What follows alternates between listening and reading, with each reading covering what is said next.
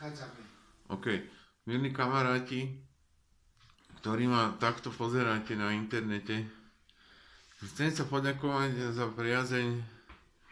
Vyšplhal som sa počtom, že prezrieť, čo je, že niekto klikol a videl napríklad 10-20 sekúnd.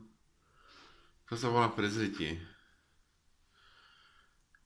Som na 15 000 momentálne. Čiže ja som spravil taký trik, že nemám reklamu, nemám nič, tak dám veľa videoklipov a budem sa preklikávať cez Facebook, sa im tam na seba upozorním. Že dobre, zatiaľ je to tak, že fajn. No, my chceme ísť niečo spraviť. A síce loviť hovno. Takže idem loviť hovno, poďte so mnou.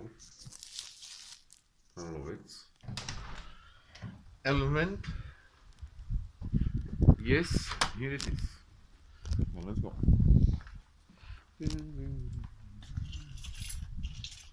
Idem loviť hovno.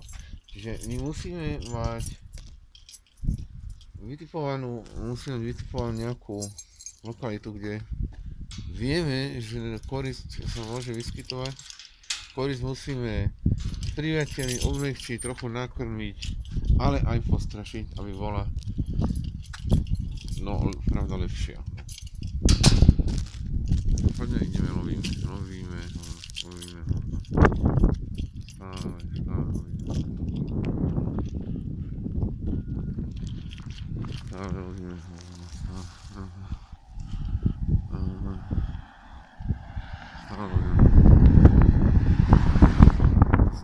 Stále lovíme.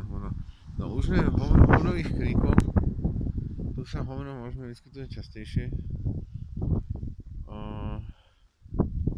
Nie je to teraz teda tak.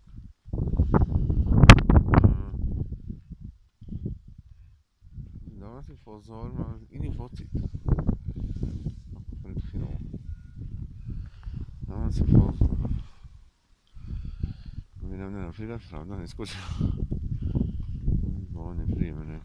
By sa pokazilo a mňa by potriesnilo. Nič, dobre, ideme ďalej. Posledný fokus na 3. jarku. A tu si môžeme pozrieť, tu je napríklad hovno staré. Toto hnedé.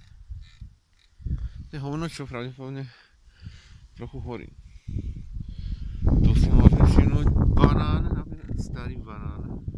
To nie je celkom hovno, ale môžeme z banánový šľúp vytvárať hovnový substituent. Dobre, hovno sme nenašli, ok, čau.